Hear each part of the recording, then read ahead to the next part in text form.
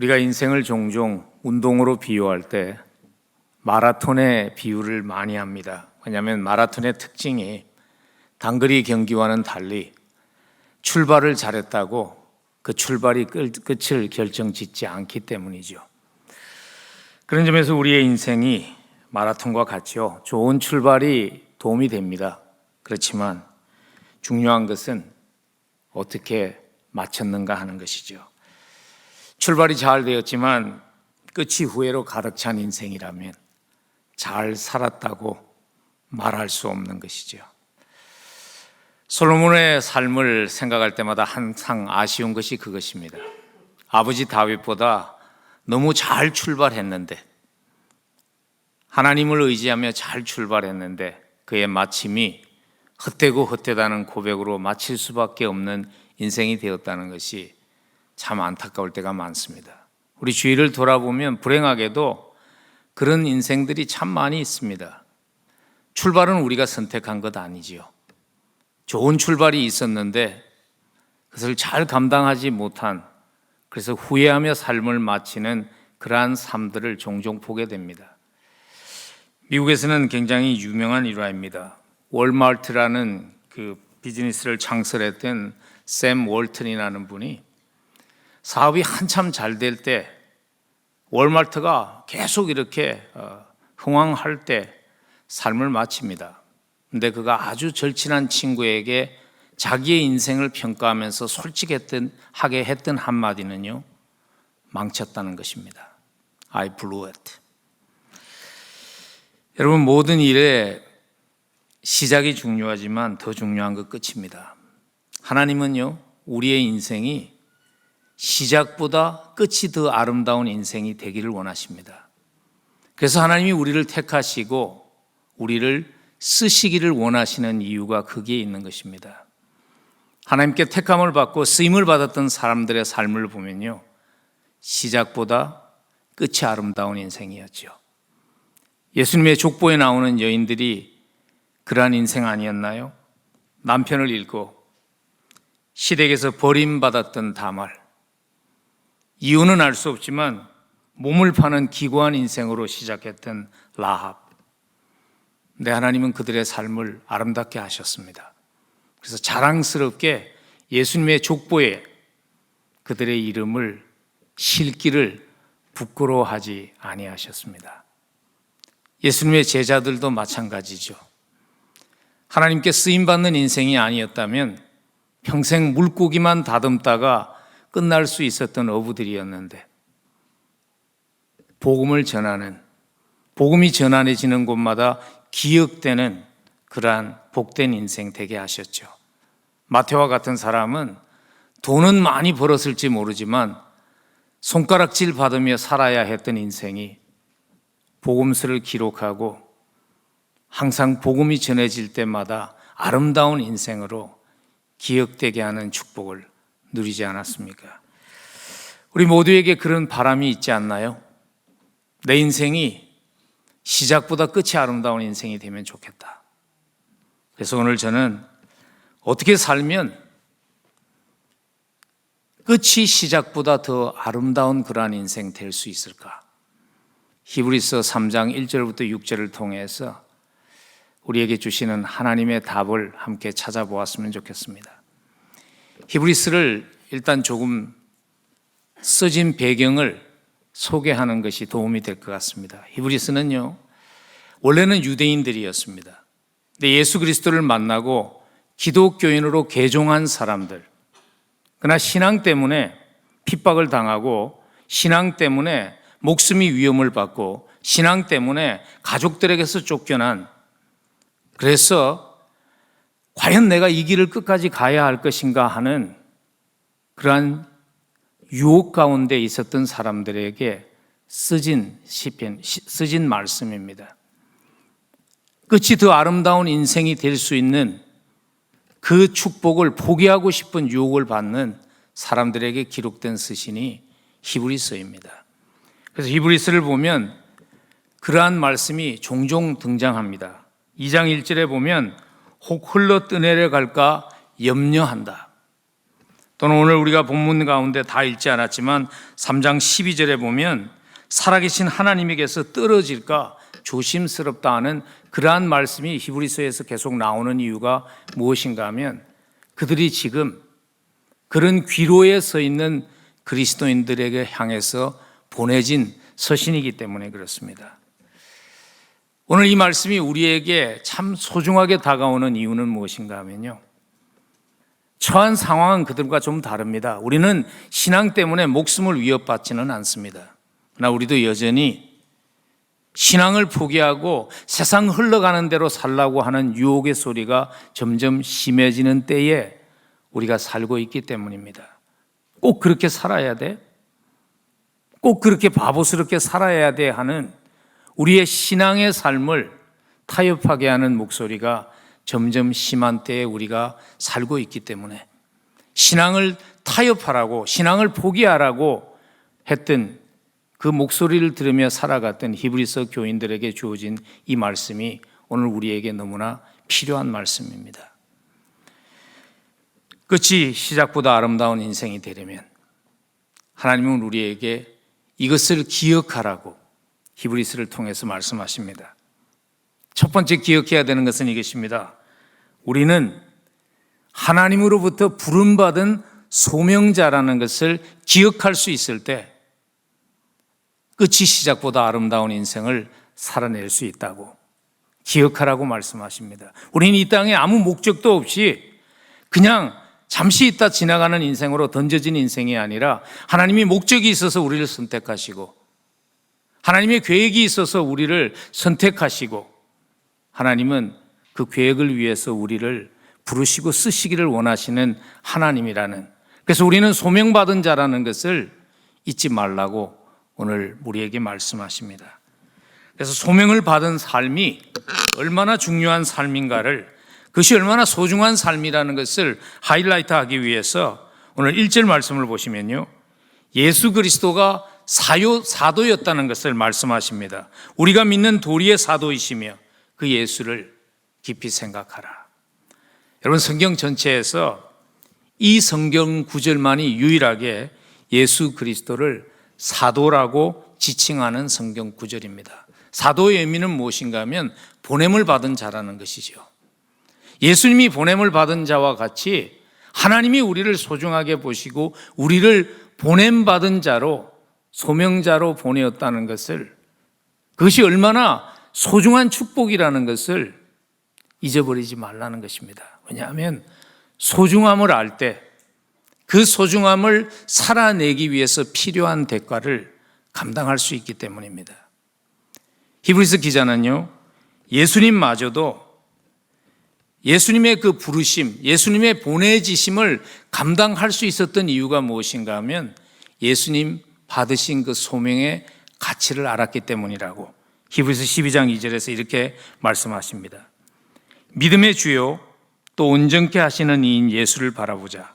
그는 그 앞에 있는 기쁨을 위하여 십자가를 참으사 부끄러움을 개의치 아니하시더니 하나님 보좌 우편에 앉으셨느니라.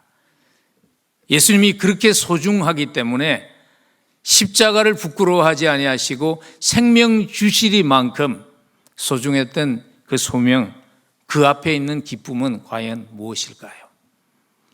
여러 해석들을 하시는 것 같아요. 하나님과 다시 연합하는 기쁨, 그것도 틀린 답은 아닙니다. 그러나 이 답은, 제가 가장 동의하는 답은 이것입니다. 여러분과 저가 하나님의 자녀가 되는, 죽어야 할 영혼이 십자가를 통해서 다시 살아나는 그 기쁨, 한 영혼을 살리시는 기쁨이, 그 일을 위해서 부름받았다는 그 소명감이 십자가를 기꺼이 질 수 있게 했다는 것이죠. 여러분, 소명 따라 살아가는 삶에 희생이 있습니다. 그래서 우리가 소명이라는 말을 들으면 좀 두려움이 있잖아요. 우리가 그 두려움을 극복해야 합니다. 그래야 소명 따라 살아갈 수 있습니다. 그 두려움을 극복하기 위해서 우리에게 꼭 필요한 것이 뭐냐면 소명에 대한 잘못된 인식을 바꿔야 합니다. 우리가 보통 가끔 이런 인식을 가진 분들을 저도 종종 만납니다. 소명 따라 살아가면 모든 즐거움을 포기해야 되고, 소명 따라 살아간다는 삶은 하기 싫은 일을 하나님 때문에 하면서 살아가는 삶이라고 오해할 때가 종종 있습니다. 여러분, 소명 따라 살아가는 삶은 그런 삶이 아닙니다. 제가 처음에 목회자로 부름을 받을 때 그런 오해가 있었습니다.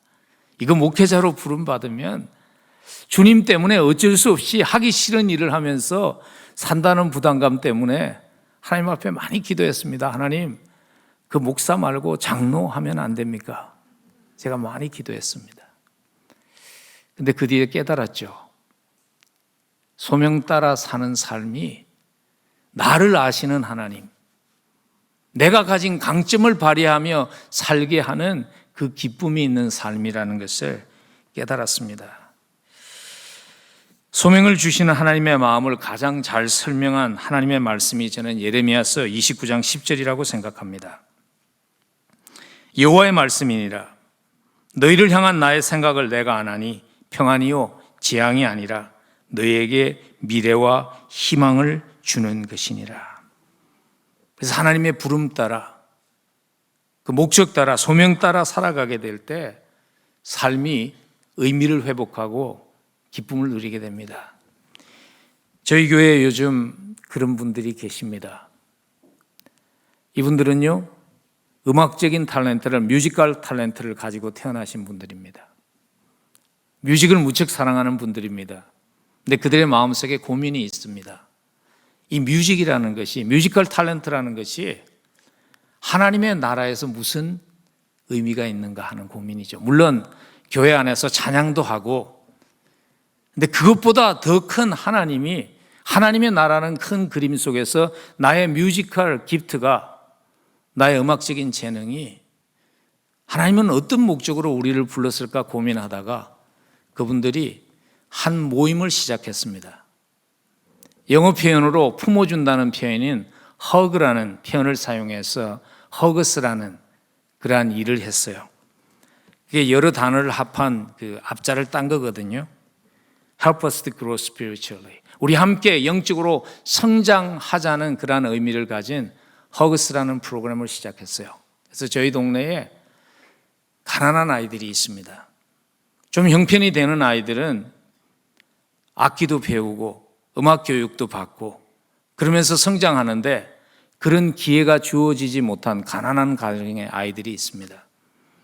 그래서 그런 아이들이 출석하는 학교의 교장을 만나서 그들과 우리가 매칭을 했어요. 그 아이들에게 악기도 가르쳐주고 피아노도 가르쳐주고 색소폰도 가르쳐주고 첼로도 가르쳐주고, 어떤 분은 거기에서 재즈 뮤직도 가르쳐주고, 그러면서 얼마나 행복해하는 모습을 제가 보는지 모릅니다. 여러분, 하나님께서 우리에게 주신 은사가 다 다릅니다. 그 은사가 하나님의 부르심이라는 것에 맞춰지지 않으면 우리의 삶은 항상 무언가가 채워지지 않은 삶이 되는 것이죠. 그래서 제가 첫날 하나님 보시기에 성공적인 인생이라는 그 주제로 시편 1편을 다루면서 제가 그런 말씀을 드렸습니다. 인생은 세 가지의 퍼즐 조각이 맞추어져야지 의미를 찾게 됩니다. 기억하시나요? 혹시 오셨던 분들은 그 세 가지의 퍼즐이 이것입니다. 잠시 복습할까요? 첫 번째 조각 그림은요, 사랑받음입니다. 사람에게는 사랑받는 것이 무척 중요합니다. 그래서 빅터 위고가 이런 말을 했습니다. 삶의 가장 큰 행복은 우리 자신이 사랑받고 있다는 믿음에서 온다고.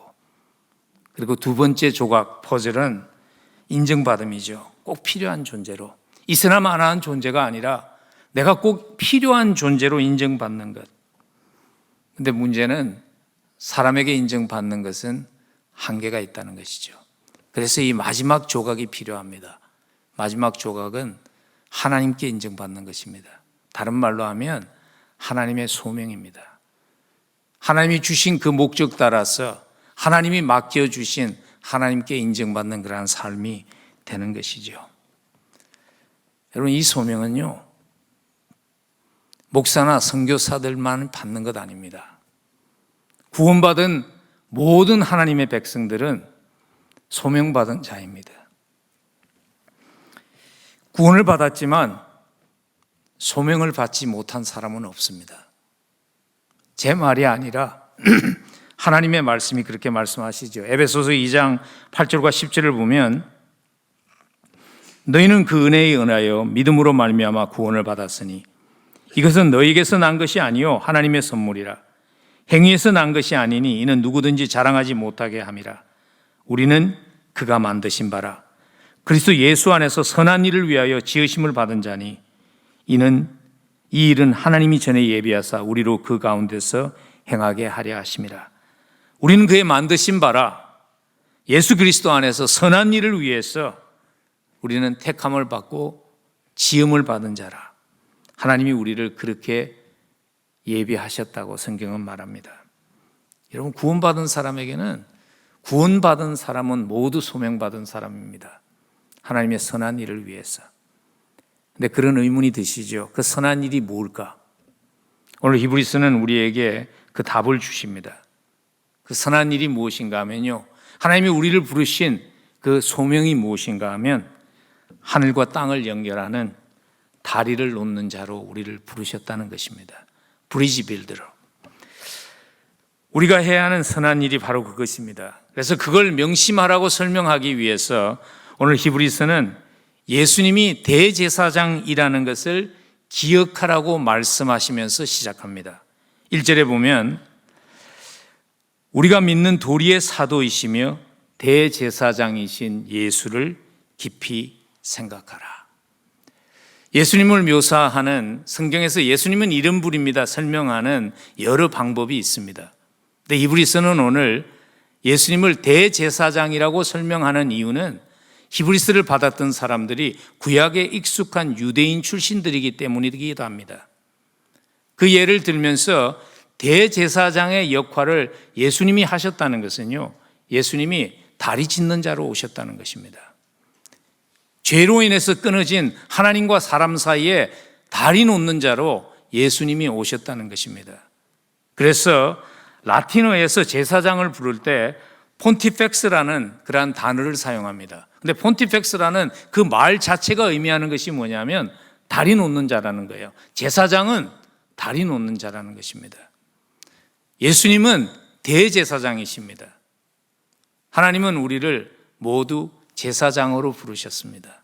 다리 놓는 자로 우리를 부르신 것이죠. 그래서 오늘 히브리서 저자는요, 예수님만 다리 놓는 분이 아니라 우리도 다리 놓는 자로 소명을 받았다는 것을 설명하기 위해서 히브리서 3장 2절부터 사실 6절 사이에 어떻게 보면 좀 우리에게는 상관없어 보이는 복잡한 얘기를 좀 합니다. 모세와 예수님을 비교하잖아요. 그 배경은 이것이죠. 왜냐하면 유대인들에게는 모세가 위대한 사람입니다. 하나님과 이스라엘 백성들 사이를 연결하는 다리 역할을 했던 아주 소중한 분입니다. 그래서 유대인들이 핍박당하는 지금 그리스도인들에게 모세면 충분해, 돌아와 하는 유혹을 하는 것이죠. 그래서 오늘 히브리서 저자는 모세가 위대한 하나님의 사람이지만은 우리의 대제사장 되신 예수님과는 비교할 수 없습니다 하는 것을 설명하기 위해서 오늘 5절과 6절을 보시면요, 모세는 하나님의 온 집에서 종으로 신실하였지만 그리스도는 하나님의 집을 맡은 아들로서 그와 같이 했습니다. 아무리 신실해도 종이 아들보다 클 수 없다는 것을 비교하는 것이죠. 근데 오늘 그러한 모든 것을 하며 결론적으로 하고 싶은 말은 무엇인가 하면 6절 하반부입니다. 6절 하반부 한번 보십시오. 우리의 소망의 확신과 자랑을 끝까지 굳게 잡고 있으면 우리가 그의 집입니다. 근데 오늘 우리는 그의 집이라는 의미가 단지 구원받은 백성들의 모임으로만 이해하기 쉽지만 히브리서 기자는요, 그 이상의 의미로서 그 우리가 집이라는 표현을 쓴 것입니다. 그래서 14절에 가서 저자가 보충 설명을 해줍니다. 14절을 한번 보십시오. 우리가 시작할 때 확신한 것을 끝까지 견고히 잡고 있으면 그리스도와 함께 참여한 자가 되리라. 우리의 집은 어떤 의미인가 하면요, 그리스도와 함께 참여한 자가 된다. 종말론적으로 하나님의 영광에 우리도 참여하는 자가 된다. 그 이상의 의미를 넘어서 예수님이 하던 그 일을 우리에게 나누셨고 그 일에 우리가 참여하는 자가 되는 영광을 누린 자라는 것을 잊지 말라는 것이죠. 우리가 다리 놓는 일을 하시는 예수님의 파트너로 부름을 받은 것입니다. 우리에게 맡겨진 일은요, 무너진 인간과 하나님의 관계를 회복시키는 다리를 놓는 그 예수님의 그 보조의 역할을 하는 다리 놓는 자로 살아가는 것입니다. 근데 슬픈 현실은 많은 그리스도인들이 그것을 잊어버린 채 살아간다는 것입니다. 나는 구원받았으니까, 나만 천국 들어가면 된다는, 나는 이미 구원받았으니까 나만 천국 들어가면 된다는 생각으로 살아가는 교인들이 생각보다 많다는 것입니다. 그래서 교회는 많아지고 교인의 숫자는 많아지지만 세상을 향한 영향력은 점점 줄어든 그러한 시대에 우리가 사는 이유가 내가 소명받은 자라는 것, 하나님이 나를 십자가의 값을 지불하시고 선택하시고 구원하신 이유가 나로 하여금 주님의 그 손과 발이 되어서 다리 놓는 일을 하라고 보냈다는 사실을 잊어버린 그리스도인들이 많기 때문 아닐까요? 여러분, 우리가 어떤 장소에서 다리 놓는 역할을 하면서 살아야 할까요? 저는요, 우리 가정이 그런 곳이라는 것을 최근에 결혼 여식을 하다가 깨닫게 됐어요. 제가 결혼식 참 많이 했습니다. 왜냐면 한 교회에서 지금 31년째 넘게 섬기니까요. 근데 최근에 결혼을 하면서 결혼식을 제가 주례를 하면서요, 그 하나님의 마음을 한 아버지의 눈빛에서 읽었습니다. 무남 동료를 결혼시키면서 아버지가 중간 복도로 딸의 손을 잡고 걸어 내려오셔서 맨 마지막에 와서 저를 꾸벅하는, 잘 알지 못하는 청년이잖아요. 그 청년에게 딸의 손을 건너주는데 눈물이 고인 그 아버지의 눈에서 저는 이 메시지를 읽었습니다. 나에게 너무나 소중한 딸이네. 이제부터는 자네가 맡아서 소중하게 여겨주면 좋겠다는 그 아버지의 눈빛 속에서 저는 하나님 아버지의 마음을 들었습니다. 우리 남편들을 향해서 하나님이 이렇게 말씀하시는 것 아닐까요? 십자가에서 내가 생명 준 귀한 딸이야. 무엇과도 바꿀 수 없는 귀한 딸이야. 자네가 소중히 여겨주고 주님 닮은 그러한 사람으로 성숙하도록 자네가 그 일을 좀 해줘 하는 그 부탁이 우리 남편들에게 주어진 하나님의 부탁 아닐까요? 그리스도가 교회를 위해서 생명 주신 것처럼 아내를 사랑함을 통해서 그 다리의 역할을 해달라는 것이 하나님의 마음이죠. 아내들을 향한 하나님의 마음도 마찬가지죠. 내가 생명 주고 산 소중한 아들이야. 그 소중한 아들을 돕는 배필로서 가정에 왔을 때 소중한 존재라는 것을 느낄 수 있도록 그 역할을 해주고, 그래서 그리스도를 알아갈 수 있도록 그 일을 해달라고 우리에게 남편을 맡기셨고 아내를 맡기신 것이죠. 가정이 다리입니다. 가정에서 우리의 역할이 다리 놓는 자입니다. 그리고 또 한 장소가 우리가 다리 놓는 자로 부름을 받은, 보냄을 받은 장소입니다. 우리의 직장이죠. 여러분, 사실 여러분들의 인생에 얼마나 많은 시간을 직장에서 보냅니까? 그 직장 생활을 통해서 하나님을 미소 짓게 하지 못한다면 사실 우리는 인생을 통해서 하나님을 미소 짓게 했다고 말할 수 없는 것 아닐까요? 여러분의 직장에 하나님과의 관계가 끊어진 수많은 사람들, 회복되어야 되는 그 회복을 위해서 누군가가 다리를 놓아 주어야 하는 사람들이 많이 있지 않습니까? 저희 교회에서도 전도하거든요. 동네를 다니면서 문도 두들기고 뭐 이렇게 저렇게 전도하죠. 근데 가장 안타까운 때가 이때라고 그래요. 복음을 다 제시하고 교회 한번 나오라고 그러니까 어느 교회입니까? 물어보아서 이런 교회입니다. 그렇게 말했더니 거기 우리 부장님 다니는 교회, 우리 사장님 다니는 교회, 그런 교회라면 관심 없습니다. 그 답이 가슴 아픈 답이라고 말할 때가 있죠. 여러분, 하나님이 언제 가장 큰 미소를 짓는지를 누가복음 15장 7절에서 이렇게 기록했습니다. 내가 너희에게 이르노니 이와 같이 죄인 한 사람이 회개하면 하늘에서는 회개할 것 없는 의인 99으로 말미암아 기뻐하는 것보다 더하리라. 한 영혼이 돌아올 때 하나님의 얼굴에 그 미소를 한번 상상해 보십시오. 한번 이렇게 기도해 보시지 않겠습니까? 하나님, 제가 어디에서 지혜롭게 다리를 놓아야 할까요? 하나님 우리에게 답하십니다. 그리고 하나님은 우리에게 하고 싶어하는 마음도 주시고 감당할 수 있는 힘도 주시는 하나님이십니다. 두려워하지 말고 하나님이 하기 싫은 일 맡기시는 하나님이 아닙니다.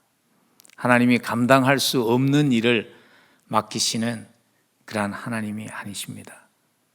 한번 부름받은 자로서 여러분을 통해서 그 다리가 하나님께로 가야 하는 다리가 예수님이 만들어 놓은 다리가 보여지는 그러한 그렇게 쓰임받는 복된 삶 되기를 간절히 축복합니다. 시작보다 끝이 아름다운 인생이 되기 위해서 우리가 기억해야 되는 또 한 가지의 소명이 있습니다. 예수님이 보여주신 모습입니다. 그것은요, 격려를 통해서 고난당하는 사람들을 세우는 것입니다. 예수님이 다리 놓는 자로 이 땅에 오셔서 보여주신 모델은 아픔을 함께 나누는 격려자가 되어주신 것이죠. 히브리서 2장 18절을 보면 그가 시험을 받아 고난을 당하셨은즉 시험 받는 자들을 능히 도우실 수 있습니다. 그렇게 기록했습니다. 이 구절을 해석하면서 달라스 신학교의 총장이었던 프레지던트인 척 스윈들 목사님이 이런 말씀을 하는 것을 읽었습니다.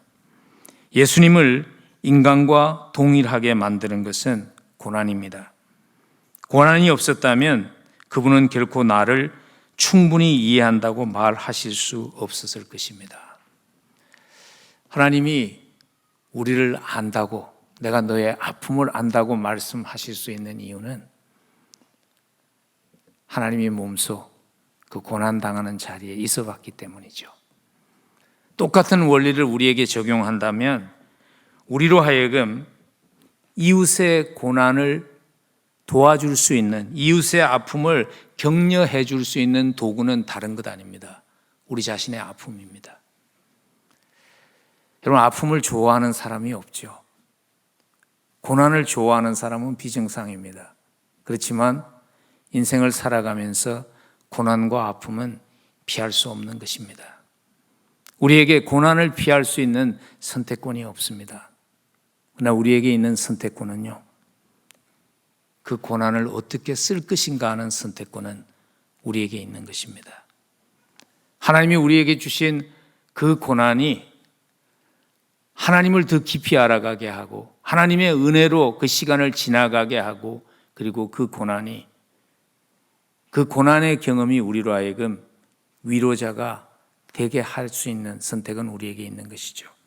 그래서 고린도후서 1장 6절을 보면 우리가 환난 당하는 것도 너희가 위로와 구원을 받게 하려는 것이요 우리가 위로를 받는 것도 너희가 위로를 받게 하려는 그러한 목적이라고 말씀하십니다. 우리가 살아가면서 하나님의 자녀이라도 이 땅이 완벽하지 않기 때문에, 이 땅이 죄로 인해서 물든 땅이기 때문에 고난이 찾아올 때가 있습니다. 근데 그 고난의 경험이 하나님을 더 깊이 경험하고요. 그래서 그 고난의 경험이 우리 주변에서 고난당하는 사람을 하나님께 인도하는 그런 다리 놓는 자의 역할에 쓰임받을 수 있으면 좋겠습니다.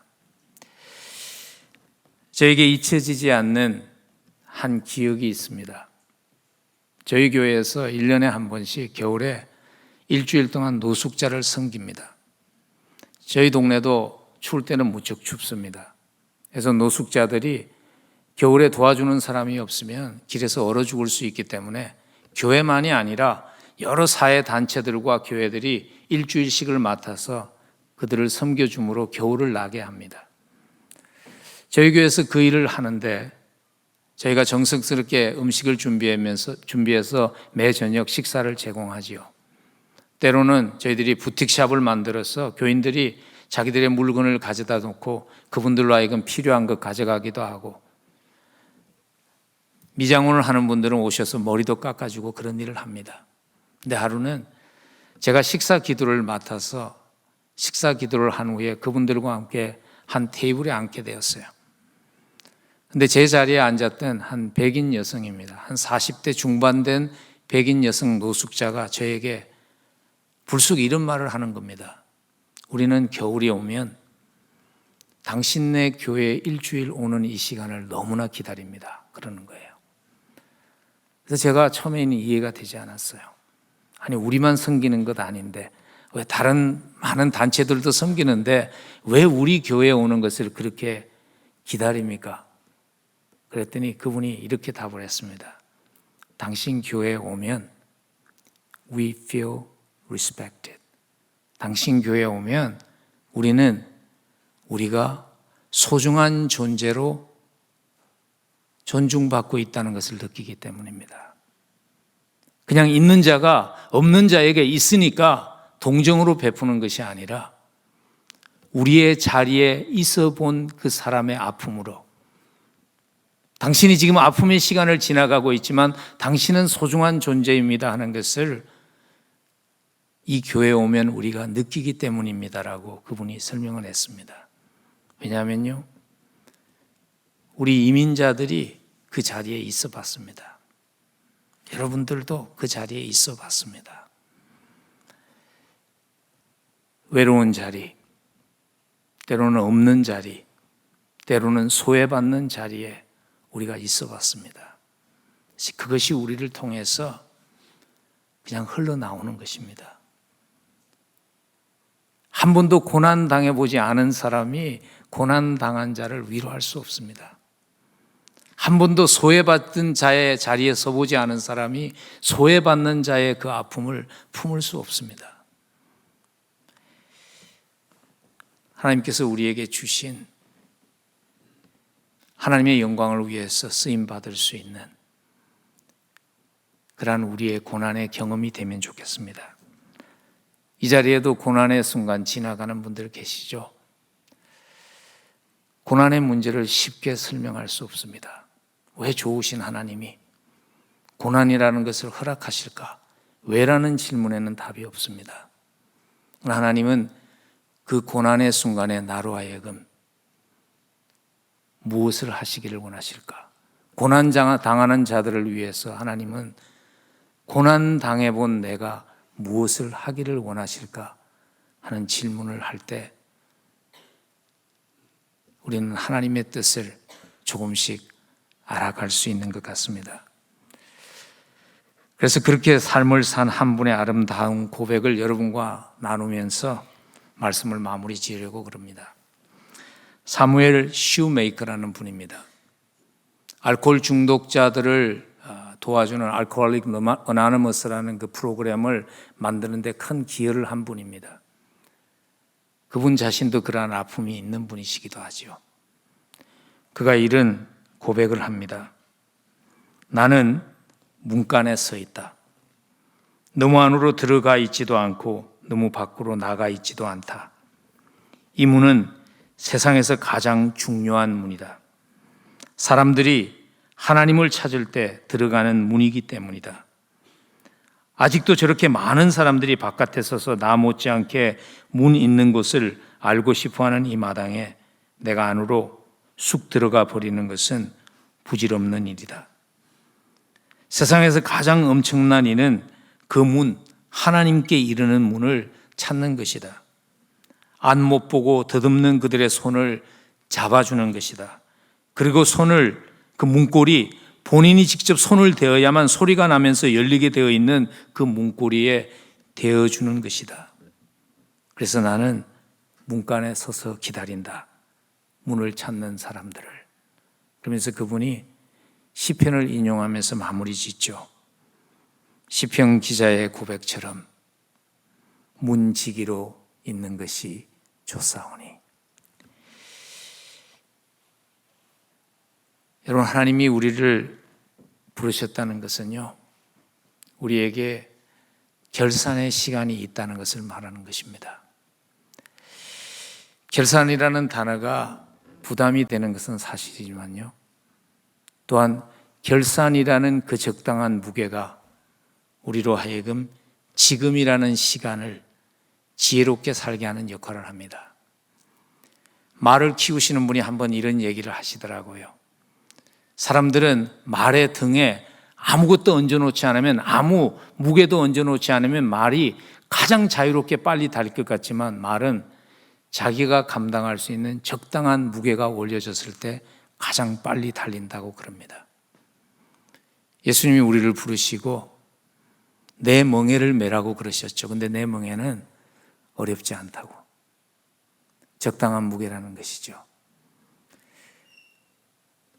예수님을 만나고 하나님을 마음에 두고 가장 사랑하시는 분이기 때문에 하나님의 미소를 갈망하며 살아갈 때 우리가 지어야 하는 적당한 양의 짐이 있습니다. 그 짐이 우리 각자에게 주어진 것입니다. 그 짐을 불평하지 말고 오히려 그 짐이, 그 멍에가 정말 하나님을 향해서, 하나님의 미소를 향해서 달려가게 하는 그러한 축복의 도구가 되기를 간절히 소원합니다. 여러분들의 인생이 그리스도를 만났기 때문에 시작보다 끝이 아름다운 인생이었다고 고백할 수 있는 복된 인생이 되기를 간절히 축원합니다. 삶을 마치면서 헛되고 헛되었다는 솔로몬의 고백이 아니라, 하나님, 내 잔이 넘칩니다.